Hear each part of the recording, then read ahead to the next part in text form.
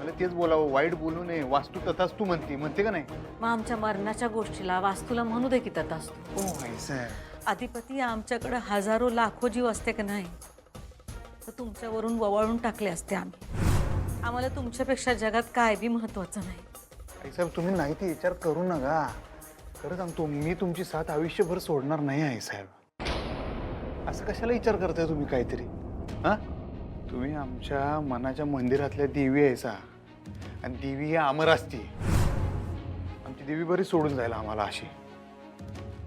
पण तुम्हीच शिकवले का नाही आई या शब्दाची फोड काय असते?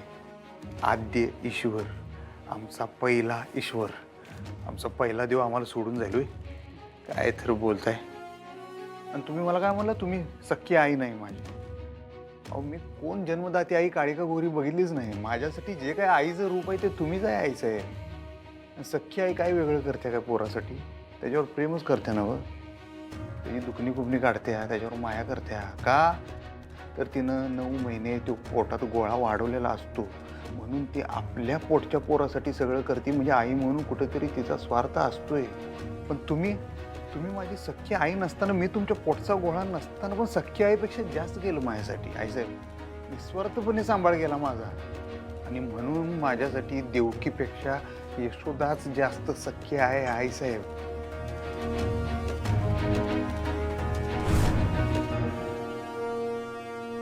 उगाच काहीतरी उगाच विचार करत बसू नका. चला चला गोळ्या घ्यायच्यात, खाऊन घे. चला चला चला माझ्या संग आता. आलो आम्ही, तुम्ही व्हा पुढं. नक्की नव? येतो आम्ही. विश्वास नाही काय आमच्यावर? स्वतःपेक्षा जास्त आहे.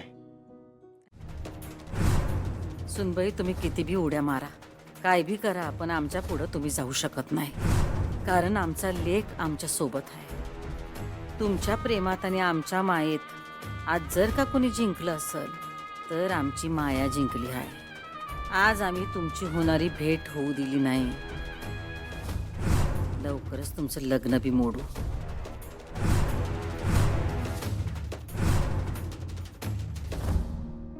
अहो, रात्र झालीये, अक्षरा अजून नाही आली. जरा फोन लावता का? अगं विद्या, नको काळजी करूस. ती तिच्या नवऱ्याबरोबर आहे ना. मग विनाकारण आपण फोन करून त्यांना कशाला डिस्टर्ब करायचं? अहो, डिस्टर्ब करण्याचा प्रश्न नाहीये. उशीर झालाय ना. फक्त विचारा तिला कधीपर्यंत येणार आहे एवढंच. विद्या, अगं खूप दिवसांनी भेटतायत ते. बोलू देत ना त्यांना शांतपणाने. हे बघ, खूप दिवसांचं बोलणं त्यांचं बाकी आहे. असं पटकन बोलून संपवण्यापेक्षा आरामात बोलून मग येतील दोघं जण. अगं अक्षरा, आलीस का? तू एकटीच आलीस अक्षरा? नाही म्हणजे मला वाटलं जावाई बापू आणि तू दोघं मिळून याल. झाली ना भेट? अच्छा, त्यांना काम होतं म्हणून तुला भेटून तिकडच्या तिकडे गेले का? भांडण मिटलंय, बरं झालं. झालं ना, मिटलं ना भांडण? अगं विद्या, किती प्रश्न विचारशील? आत्ताच आली आहे ना ती. पाणी आण बरं तिला. अरे हो, थांबा मी पाणी आणते. आई नकोय. अगं नको काय, थकली असशील ना. बरं, चहा करते मी. हा, आई नकोय मला, प्लीज. अक्षरा, का ग टेन्शन मध्ये दिसतेस? अक्षू, अगं आई काहीतरी विचारते तुला. भेट झाली ना? म्हणजे बोललीस ना तू जावई बापूंशी? बोललीस की नाही? त्यांच्याशी बोलायला आमची भेट तर झाली पाहिजे ना.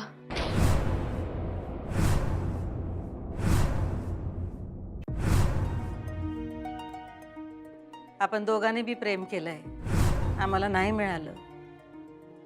आम्ही झटतोय, पण तुम्हाला मिळालंय तर तुम्ही ते टिकवून ठेवा की हो. तुम्हाला खरं सांगतो अधिपती, जशी तुमच्यावर माया केली, तुमच्यावर प्रेम केलं, तसंच आम्ही सोनबाईंवर पण लय प्रेम केलं. पण त्यांनी कधी आम्हाला आपलं मानलंच नाही. आमच्या बरोबर राहायचं नाही असं म्हणल्या त्या. आम्ही कशा पाताळ यंत्री, आम्ही कशा कारस्थानी, हेच बोलतात. तुम्हाला बी हेच सांगतात, तुमचं मत बदलायचा प्रयत्न करतात. आम्हाला ते काही कळत नाही बाई.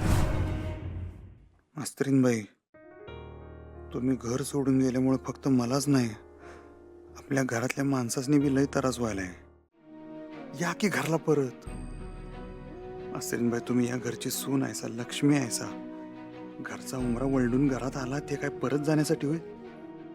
तुम्हाला का वाटतंय की आमच्या आईसाहेब कारस्थानी आहेत? त्या 4 वाजता सूर्यवंशीनं तुमच्या डोळ्यावर जो आईसाहेबांच्या विरोधातला चष्मा लावलाय ना, तो काढा आणि फेकून द्या लांब. मग तुम्हाला बी जाणवल आमच्या आईसाहेबांचं प्रेम, त्यांची माया. मास्तरीनबाई, माझं मन म्हणतंय की तुम्ही जर स्वतःहून घर सोडून गेला ना, तर स्वतःहून परत यायला पाहिजे. उगाच तुमच्या मागे लागायची गरज नाही. माझं मन म्हणतंय की तुम्ही जर घर सोडून गेलाय तर मी तुम्हाला मनवून परत घरात आणलं पाहिजे. संसार दोघाचा बी आहे, कुणीतरी नमतं घेतलं पाहिजे. मी चांगल्या गोष्टीसाठी नमतं घेतलं तर काही फरक पडत नाही. आणि मग परत दोन्ही मनांची अशी लढाई होत्या का नाही, आम्हाला एवढं गोंधळून जायला होतं का नाही मास्तरीनबाई, काय सांगू तुम्हाला. काहीच कळत नाही राव, भंजाळल्यावानी होते. कुठल्या मनाचं ऐकू मी. या घरातली शांतता परत आली पाहिजे बघा मास्तरीनबाई.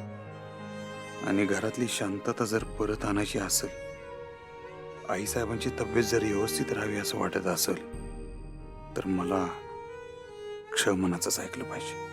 माझा इगो बाजूला ठेवला पाहिजे आणि आत्ताच्या आत्ता मास्तरीनबाईंसंग बोललं पाहिजे.